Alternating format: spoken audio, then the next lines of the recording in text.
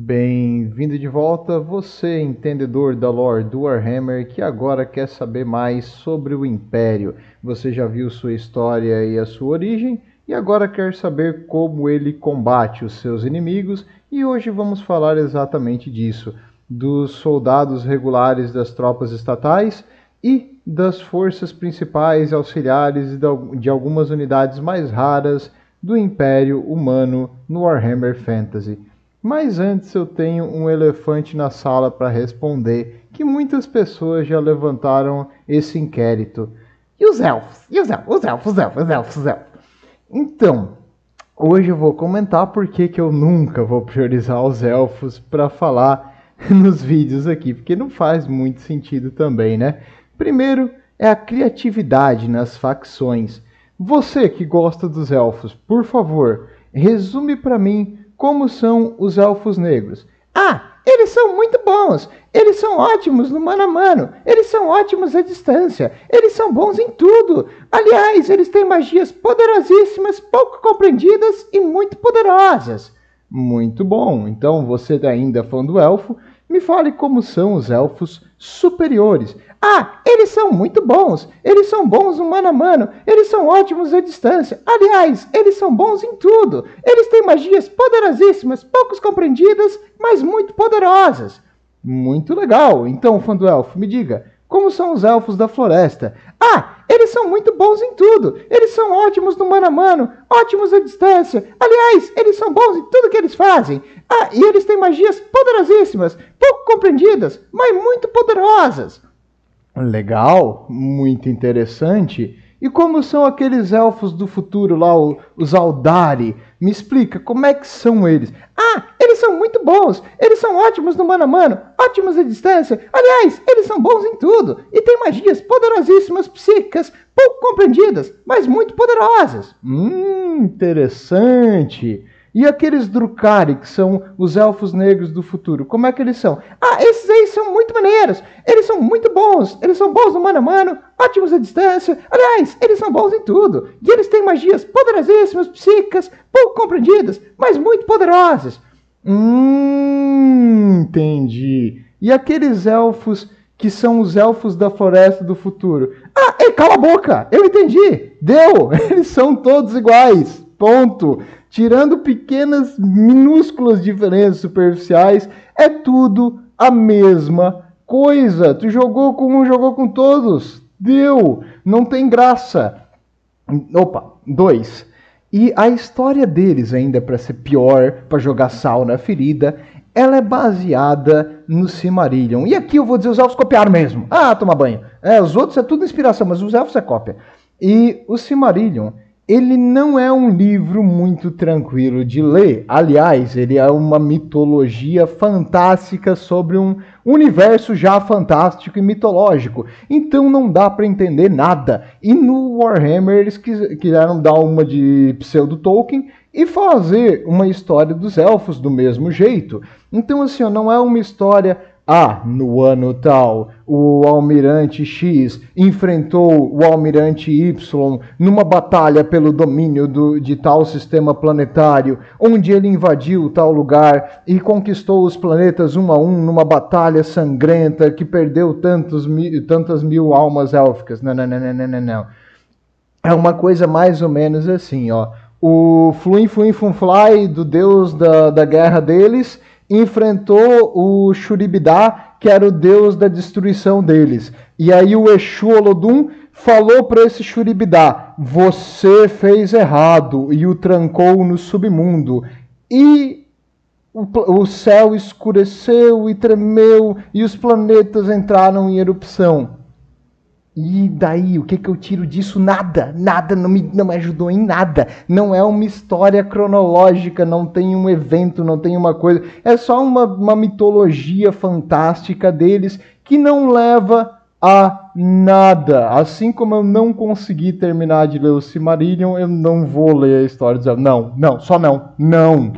E por último, fadinhas e unicórnios. Aliás, a história dos elfos já foi contada de um jeito muito melhor. Eu vou deixar ali na descrição do vídeo. Você quer fazer o seu roleplay de elfo, Para você criar o seu personagem e poder entrar no mundo dos elfos, vou deixar ali um vídeo na descrição, um link que você pode acessar para iniciar o seu roleplay, que com certeza vai ser muito melhor do que eu vou fazer sobre eles. Mas, voltando ao que interessa, o Magnus, o Piedoso. Magnus o Piedoso era um imperador há muito tempo atrás e ele fez do exército imperial uma coisa padronizada. Ele declarou num decreto imperial que toda província ou cidade-estado deve ter o seu exército que fica sempre de prontidão. E quando o imperador chama, esse exército profissional se une. Então, o Império ele é feito pelos soldados mais bem treinados e disciplinados do mundo antigo. Além de que eles têm 2 frotas grandes permanentes da Marinha prontas para enfrentar a maior parte dos invasores. E quando necessário, milícias locais e mercenários também podem ser recrutados. Além de que eles recebem o apoio dos magos, dos engenheiros da Escola de Engenharia Imperial, e das ordens dos cavaleiros, que também vivem no Império. E para iniciar sobre os nossos soldados padronizados, vamos falar sobre os lanceiros. O lanceiro é o pão com manteiga do exército imperial, unidade básica. Eles podem vir com ou sem escudos, até porque o escudo que um lanceiro usa não é o escudo enorme, assim, que pega o braço inteiro, porque a lança precisa dos 2 braços para apoiar. Ele é apenas um escudo pequeno no antebraço que serve só para refletir algumas flechas e talvez desviar alguma lâmina. E a vantagem do lanceiro é que, por ser uma arma longa, permite um bônus de ataque contra unidades grandes, facilitando o alcance, e a fileira de trás, as 2 primeiras fileiras, lutam juntas. Então, as 2 primeiras fileiras vão atacar o inimigo ao mesmo tempo. Onde, normalmente, se você tivesse uma espada, por exemplo, apenas a fileira da frente poderia entrar em contato com o inimigo de uma vez. Mas os lanceiros não são feitos pelo seu poder ofensivo, e sim para segurar. Eles são uma linha fixa de defesa, para enquanto eles segurarem, principalmente ameaças como cavalaria ou unidades rápidas, a sua artilharia e suas unidades de longa distância causam o dano, enquanto eles representam uma parede de lanças, impedindo que as unidades inimigas consigam te flanquear e chegar nas suas unidades mais vulneráveis. Alguns condes eleitores têm grande orgulho nos lanceiros, e eles são o pilar do seu exército, fazendo que eles tenham uma variação do equipamento, porque normalmente eles utilizam apenas uma armadura simples e, como eu falei, esses escudos pequenos, mas alguns condes eleitores fornecem equipamentos melhores e eles usam roupas de placas de metal completa, mas é bem mais raro, são exceções. Normalmente eles não têm tanta armadura e não necessita tanto treinamento para te aprender a usar uma lança. Então eles são as unidades mais comuns que você vai ver e são recrutadas em emergências, porque é fácil tu treinar um soldado para lutar em fileiras de lança. Os alabardeiros. Os alabardeiros, que utilizam alabardas, esses são um lanceiro com upgrade. Assim, depois de vários anos servindo, quando tu fica mais forte, com maior resistência, tu consegue utilizar armaduras mais pesadas, além de uma arma mais pesada. E é isso que é a alabarda. A alabarda, além de ter a vantagem de ser uma arma longa, ela também é pesada na ponta, permitindo que os seus ataques causem mais dano contra armaduras.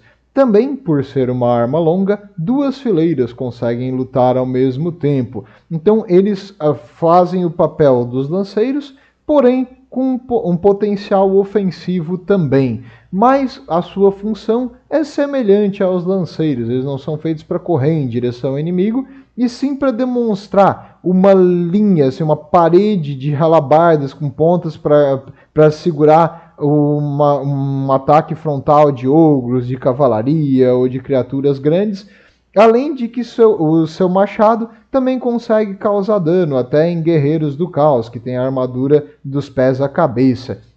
Então eles são muito, eu ia dizer, maleáveis. Eles têm muitas funções no exército imperial, por causa dessa habilidade de tanto defensiva quanto ofensiva. E se você quer algo mais exclusivamente ofensivo, os espadachins.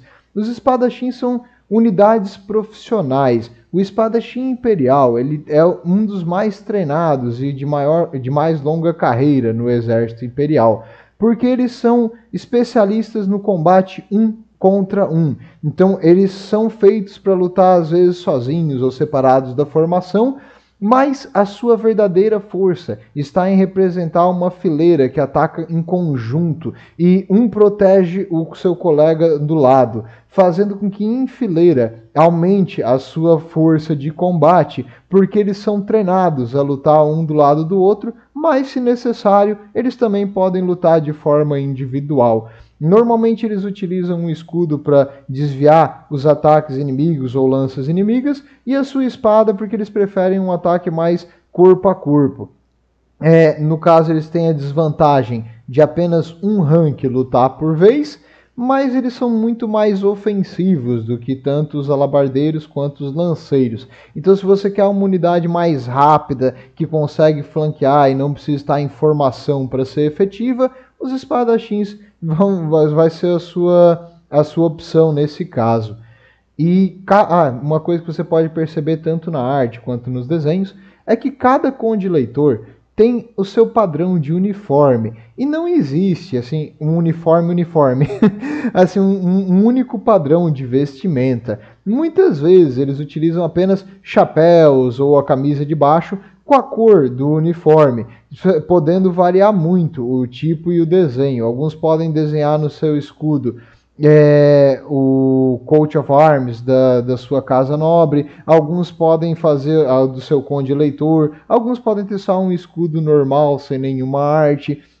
E as suas roupas também variam muito. Então o exército imperial, eles geralmente têm um ou dois roupas assim, que determinam as suas cores, para saber qual lado tu não deve atacar, né? Assim, então, que facilita se tu for padronizado, porque tu não vai conhecer todo mundo no exército. Então, se tu sabe que não é para te atacar o cara que está de branco e vermelho, vai ser mais fácil, né? Porque tu não vai atacar o teu amigo na batalha.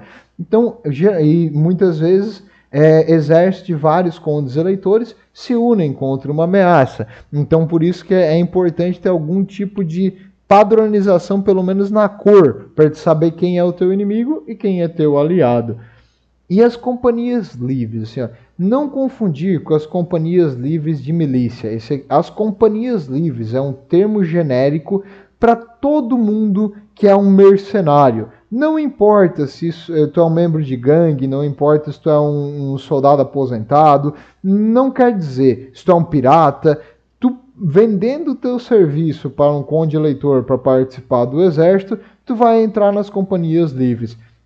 E as companhias livres, essas sim, não tem padrão nenhum. Elas podem ser equipadas com armas longas, com lanças, com duas espadas, com armas à distância, com armas de fogo, porque é o que tem na mão ali daqueles mercenários ou soldados que estão participando do exército. Se algum dia tu estiver jogando um RPG no Warhammer e tu participar de uma campanha de um conde eleitor, tu vai ser uma companhia, a tua equipe vai ser uma companhia livre.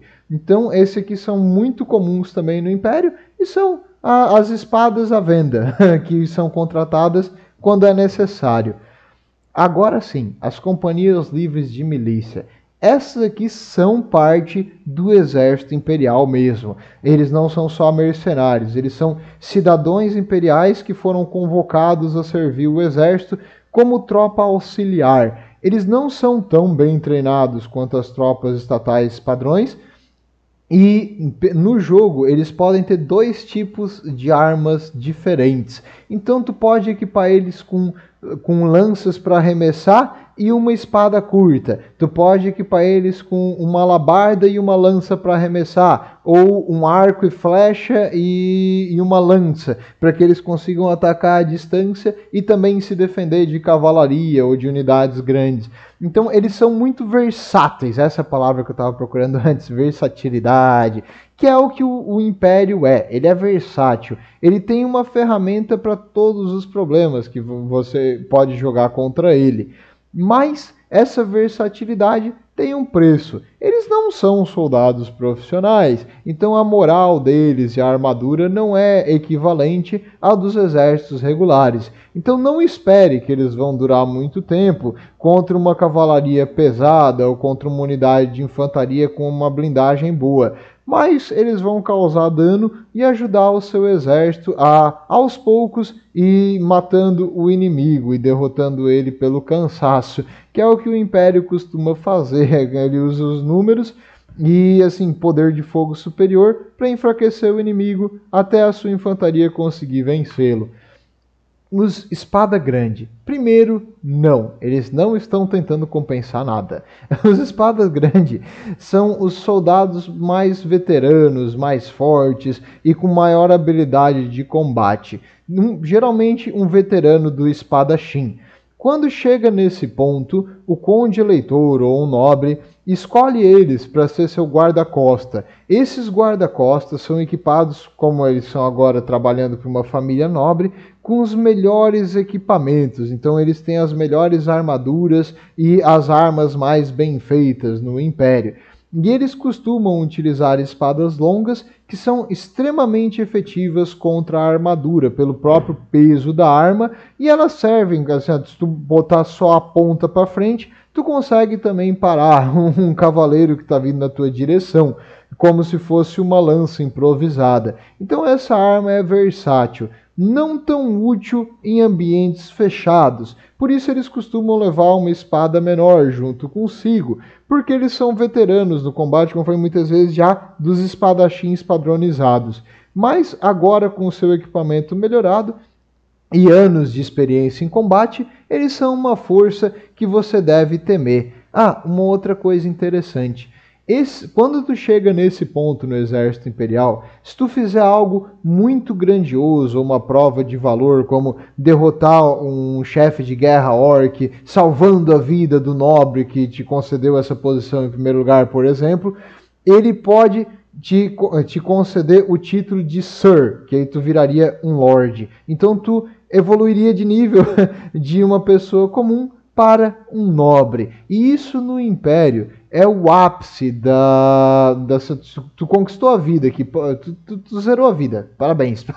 Você sair de uma pessoa, de um comum, assim, de um camponês e se transformar num nobre, parabéns, cara. É uma jornada muito difícil, foram anos de desafios, provavelmente muitas batalhas, sangue derramado no treinamento e nas batalhas, e quando tu chega nesse ponto, tu pode dizer: ok, eu mereço um descanso e uma palmada nas costas, porque parabéns, campeão, você fez muito bem.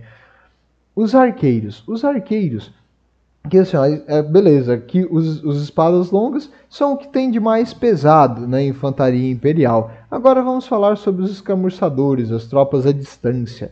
Os arqueiros, eles são uma formação mais irregular. Qualquer pessoa que seja um caçador ou que saiba atirar um arco, que não é tão fácil quanto você imagina, pelo menos atirar um arco com precisão é bem complicado, exige alguns, pelo menos, meses de treinamento, talvez anos, mas saber atirar com um arco já permite que você entre como um arqueiro imperial. Então imagina um belo dia, você, cidadão imperial, estava tentando procurar um coelho para alimentar a sua família de 8 filhos, porque não tem TV nessa época, e aí você puxa o arco, mira no coelho e acerta. E do nada aparece um cobrador de impostos imperial e diz: olá, você acabou de ser escolhido para o exército imperial. Você está convocado a entrar para os arqueiros agora. E esse coelho vai ser a taxa da sua entrada. Porque, óbvio, né? Você tem que pagar taxa até para isso.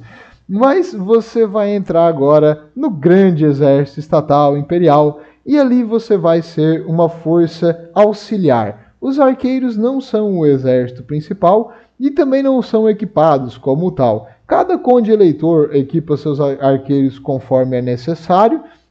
Caso ele valorize eles, ele equipe eles melhor. Caso não, eles vão só com a roupa do corpo e algumas flechas. E normalmente tu tem que prover o arco. Então eles são assim, ó, eles não gostariam de estar ali. Eles não têm uma liderança muito alta e eles são quase que uma formação de milícia, mas nesse caso meio que obrigatório a estar ali. Então, caso a situação comece a ficar feia, eles vão fugir. E uma vantagem que eles têm é que eles, por ser geralmente caçadores, a maioria deles consegue ser um ótimo batedor. Eles se escondem, eles lutam meio que sozinhos, então eles conseguem explorar o campo de batalha e visualizar o inimigo, normalmente antes de ser vistos, além de seguir pegadas e trilhas muito melhor do que a maioria dos soldados imperiais. Então eles são muito úteis para um exército, mas como eu falei, eles não queriam, na sua maioria, estar ali. Eles queriam estar vivendo a vida deles em paz e alimentar os seus 8 filhos que têm fome. Mas fazer o que, né? É a vida. Os besteiros. Os besteiros já são, esses sim, são um exército regular. Eles não são irregulares, não são pessoas recrutadas. Eles realmente fazem carreira no exército. Como armas de fogo são uma invenção relativamente nova, as bestas são o mais próximo que tu tem de uma arma de fogo, mais barata. Assim, então, se tu não tem dinheiro para uma arma de fogo, tu compra uma besta. Então elas são bem numerosas no Império, mas apesar de ser mais baratas que uma arma de fogo, elas apresentam um baita soco, assim, e conseguem perfurar em certo ponto algumas armaduras médias ou leves. Então eles não são de todo inúteis e com bastante treinamento eles conseguem manter uma boa cadência de tiros, permitindo com fogo de supressão, ou assim, às vezes as unidades preferem atirar em um certo número, depois enquanto essas estão carregando, outras atiram, enquanto elas estão carregando, outras atiram, para que tu mantenha assim um fogo contínuo sobre o teu inimigo.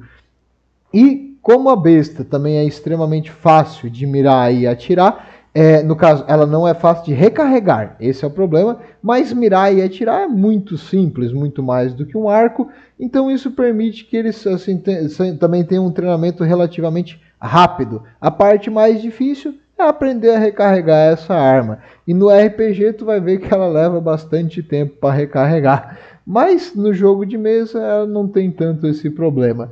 Vamos lá? Os fuzileiros. Os fuzileiros, na verdade, seria Imperial Handgunners. Existem várias traduções, mas eu acho que fuzileiro seria o nome mais correto. Eles utilizam uma arma que é superior a um Bacamarte. Para você que não sabe o que é um Bacamarte, porque eu também não sabia até fazer esse vídeo, o Bacamarte é aquelas armas bem primitivas. É só um cano de metal, um apoio de madeira e um gatilho que dispara, não é nem um pavio, ele dispara direto a pólvora.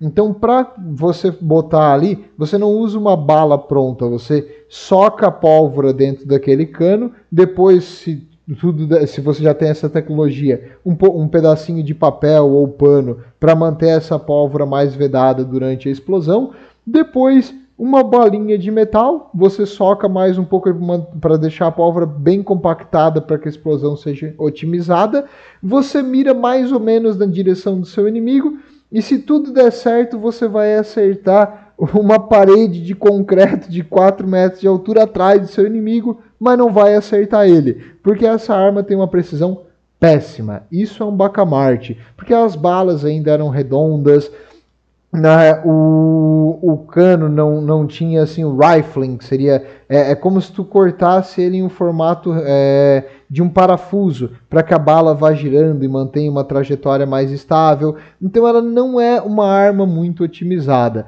mas a arma que existe no Império é superior a isso. Mas ainda não é um mosquete. O mosquete é próximo da arma do Império, só que ela ainda é um pouco mais antiquada. Ela costuma ter um calibre maior e menos precisão. Mas quando tu acerta, vai penetrar a armadura. Pode ser um guerreiro do caos com a melhor armadura que tiver, um tiro desse aí vai penetrar. Então elas são muito úteis também contra criaturas grandes, como dragões e outras bestas voadoras, além de que elas causam medo, porque aquele susto todo do tiro pode fazer uma criatura parar no seu caminho. Então, a grande maioria dos condes eleitores que tem finanças para isso está substituindo os seus besteiros por fuzileiros, porque eles causam mais dano e assim, a efetividade dessas armas, mesmo que eles tenham uma certa redução na distância efetiva comparado aos arcos e as bestas, elas causam muito mais dano contra o inimigo, e fora o impacto psicológico também de um tiro, né? Os flagelantes. Esses aqui eu tenho que citar. Os flagelantes não são bem um soldado imperial. Eles são mais um bando de fanático religioso que botou na cabeça que cometeu algum tipo de pecado imperdoável. E talvez cometeu mesmo, eu não sei, só talvez seja da cabeça deles. E eles acham que agora eles têm que jogar a vida fora, se matando em nome de Sigmar por, sei lá, que, tipo, imagina o pecado que eles cometeram.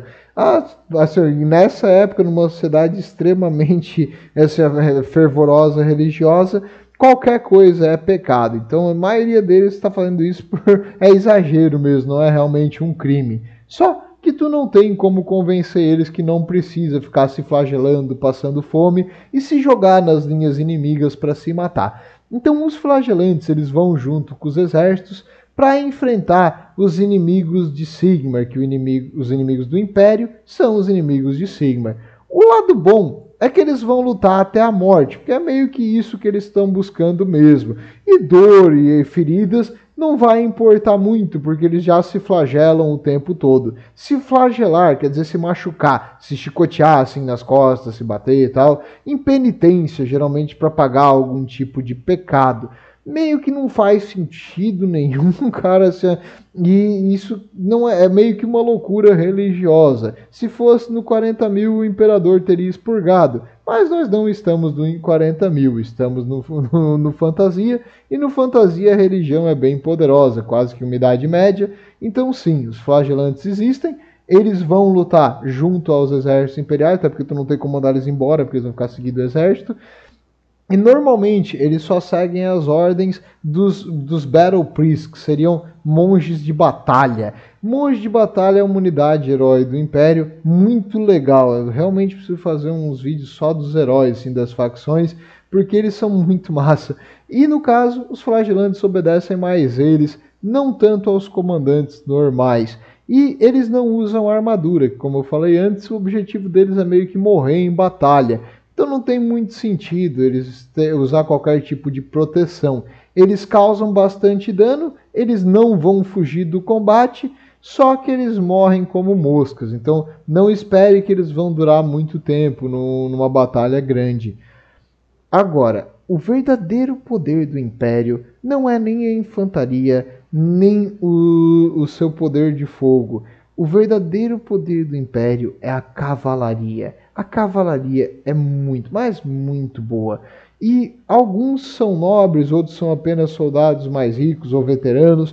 E vamos falar sobre a cavalaria leve nesse momento. Os pistoleiros. Os pistoleiros são o jovem nobre que quer servir numa ordem de cavaleiros. Só que ele ainda não tem a idade, nem a experiência, nem a honra adquirida para receber um convite de uma ordem de cavaleiros. Então ele quer se mostrar que ele consegue.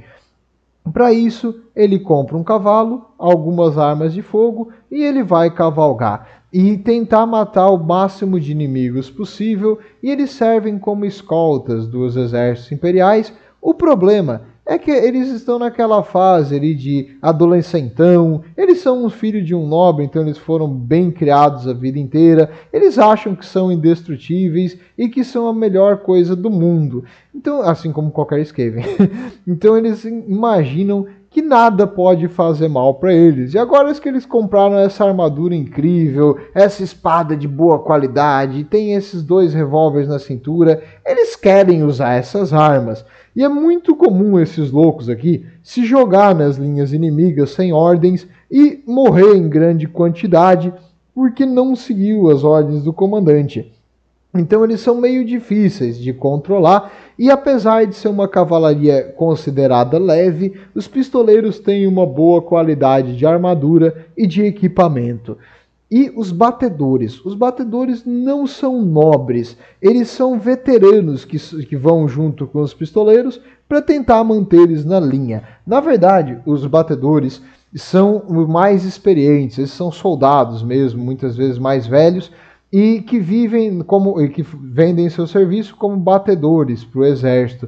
Eles têm armas muito, mas muito efetivas, porque eles fazem isso, eles são profissionais em ser uma cavalaria leve. Uma das armas muito efetivas é uma pistola de repetição, que ele atira e o barril gira para um barril carregado. Ele atira de novo, o barril gira para um barril carregado. E assim permite que ele dê vários tiros em rápida sucessão, sem precisar recarregar. Claro, se ele tiver que recarregar isso aí, vai ser bem difícil durante uma batalha, mas não é esse o objetivo. Eles atiram, depois eles fogem e recarregam em segurança, não durante o meio do confronto. E essa habilidade deles de atirar e fugir e se manter vivo é que fez eles se tornarem veteranos, diferente dos pistoleiros, que ou eles realmente vencem a batalha e vão para uma ordem de cavaleiros, ou eles morrem ali atacando loucamente o inimigo, achando que são indestrutíveis. E, um detalhe aqui. Os batedores, como eu falei, eles são especialistas nesse negócio de cavalaria à distância, ser uma cavalaria leve que atira e foge. Então, uma das armas que eles gostam de escolher é um lançador de granadas, muito eficiente contra grupos de infantaria. Como foi até um guerreiro do caos, olha, é uma granada, não importa quantos anos tu treinou ou quantas bênçãos dos teus deuses falsos tu tem, uma granada vai te matar. Então eles são bem efetivos contra essas infantarias de elite. E, aliás, e eles não são tão caros, porque eles também são infantaria leve. Desculpa, cavalaria leve. E os cavaleiros? Aí sim, existem várias ordens de cavaleiros do Império. Até tem uma história legal dos Cavaleiros do Sol. Como é que funciona? Eles foram numa cruzada contra os reinos do Sul e árabe na época. E lá eles foram cercados por um exército da árabe e eles ficaram num templo a uma deusa do sol. E daquele tempo eles fizeram a sua última defesa, porque não tinha para onde fugir, eles estavam cercados, a cidade tinha sido tomada pelo exército e tudo que eles podiam era ficar ali e defender aquele templo. Então eles fortificaram as entradas, bloquearam as janelas e se prepararam ao redor da estátua da deusa. Quando o exército dos árabes invadiu, o comandante do exército entrou junto com essa força inicial para matar aqueles cavaleiros e levar a glória daquela última batalha. E quando eles estavam entrando ali, um tiro de catapulta caiu e derrubou a estátua dessa deusa do sol, que deixou os cavaleiros ilesos embaixo de seus pés, mas todos os atacantes que estavam entrando pela porta foram esmagados e mortos. Sem o comandante, sem o comandante do seu exército, o exército dos árabes começou a ficar desorganizado enquanto eles estavam pilhando a cidade, e os cavaleiros saíram dali lutando pelas ruas, e agora, no pânico, os soldados da árabe começaram a fugir, e eles venceram a batalha, e até hoje eles idolatram aquela deusa do sul. Então, existem várias ordens e várias histórias legais para contar sobre elas, então eu vou contar uma a uma quando vier o caso e me der na telha, porque é difícil, assim, eu não tenho um cronograma, eu vou falando conforme as coisas parecem ser interessantes e vocês já sabem o suficiente para entender a história. Mas, os Cavaleiros Demigrifo, esse aqui eu não podia passar sem falar.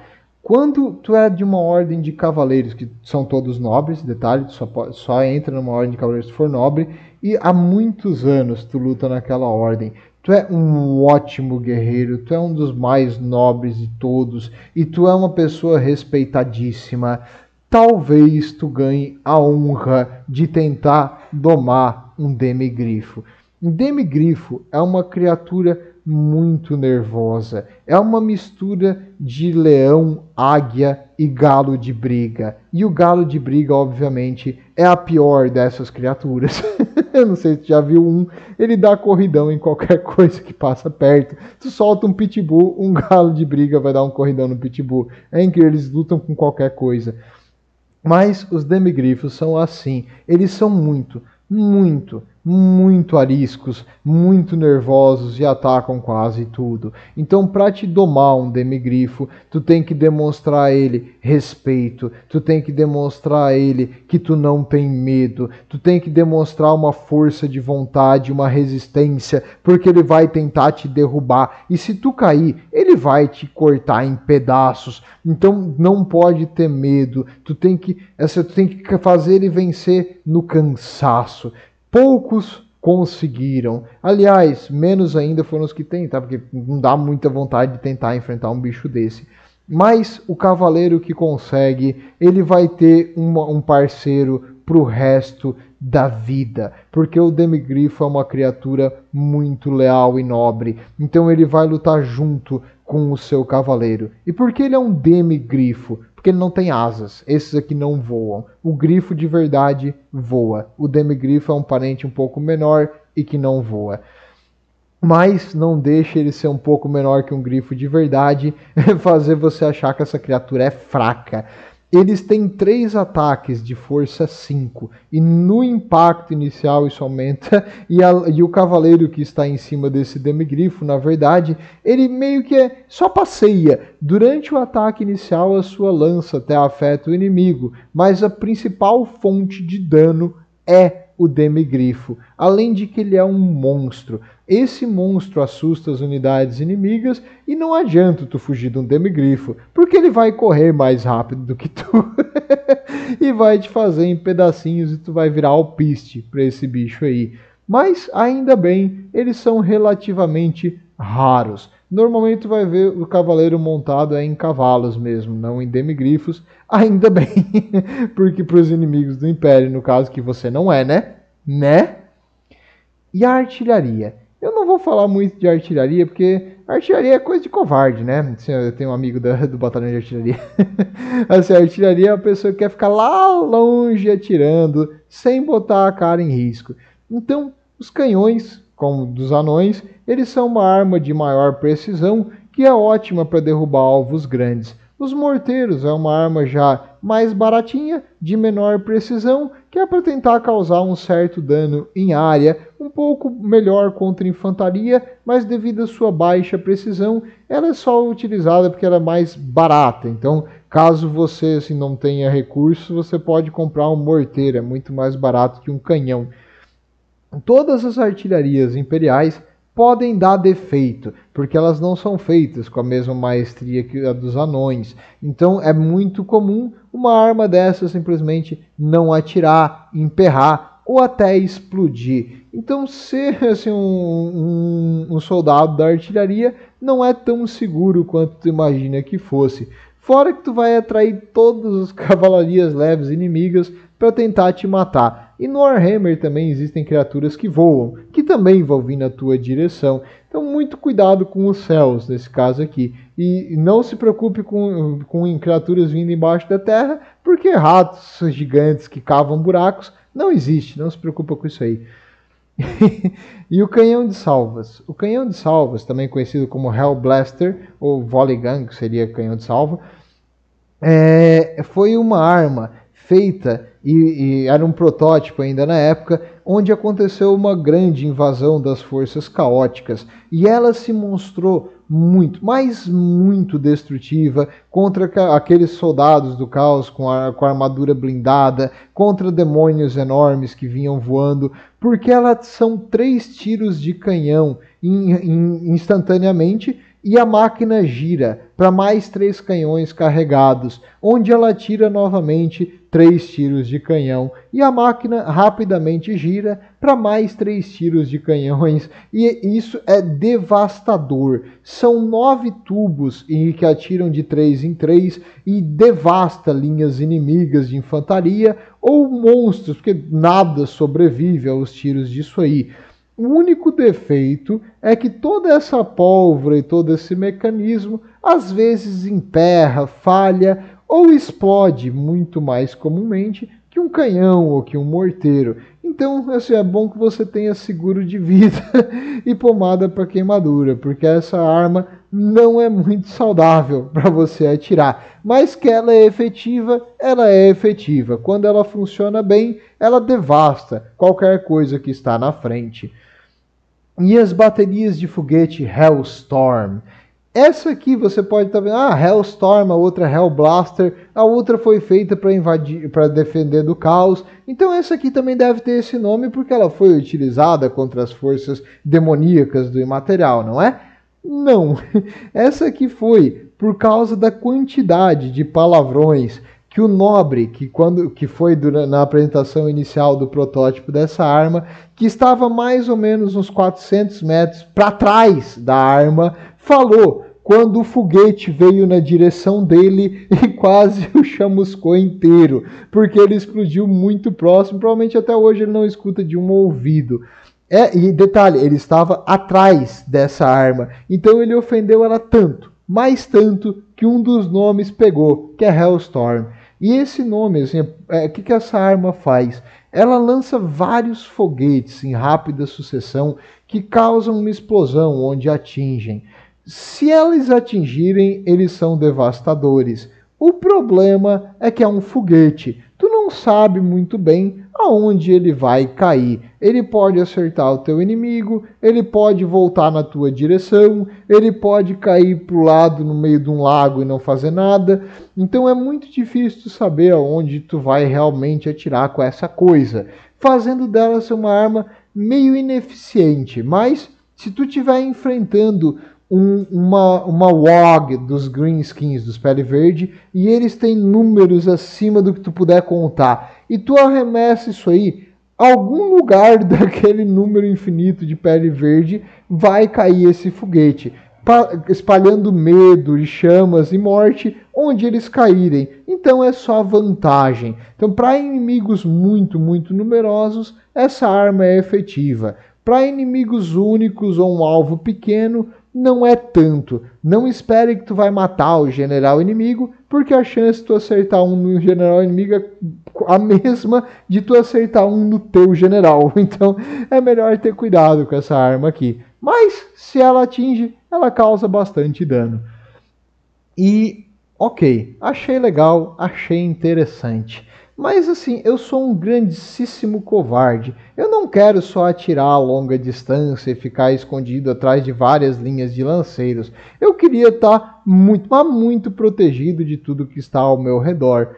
Então, o Império também tem uma opção para você, meu amigo de pelo e cauda. Yes, yes! Os tanques a vapor. Os tanques a vapor são uma maravilha da engenharia feita pelo inventor Leonardo de Miranio. O Leonardo, Miranio é uma cidade de Tileia, que é um dos reinos do sul, e o Leonardo é uma inspiração, assim como eu falei, nada nesse lugar é plágio, tudo é inspirado no Leonardo da Vinci. E é uma máquina feita com engenharia das máquinas de escavação dos anões, que utiliza um motor a carvão para fazer as rodas se mexerem. E essa é uma blindagem absurda. As flechas vão só bater e cair no chão. Armas de mano a mano, o que tu vai acertar nisso aí? É muito difícil tu causar dano nessa coisa com algo menos do que um ogro com uma arma de 2 mãos, porque a blindagem é ótima. O comandante costuma também usar armas à distância. Eles têm um canhão a vapor e um canhão mesmo equipado na arma. A maior chance que tu tem é essa arma dar um defeito, emperrar ou pegar fogo, que aí tu não precisa ter que lidar com ela. Mas dos 12 que foram construídos, só 8 existem hoje em funcionamento no velho mundo. Como eu falei, ainda bem para os inimigos do Império. 4 deles foram destruídos ou em combate ou em acidentes, como eu falei ali.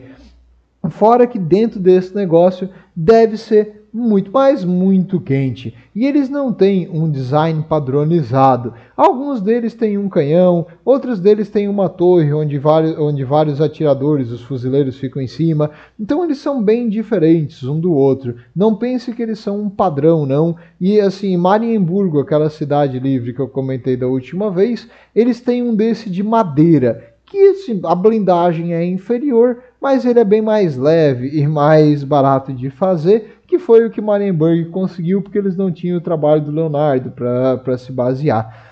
Então, espero que vocês tenham entendido um pouco mais do Império dos Homens e porque qualquer coisa é superior aos elfos. Vejo vocês na próxima. Não esqueçam de dar uma olhadinha ali na descrição se você gosta dos elfos. Bem, vejo vocês na próxima. Estejam com Sigmar e tudo de bom.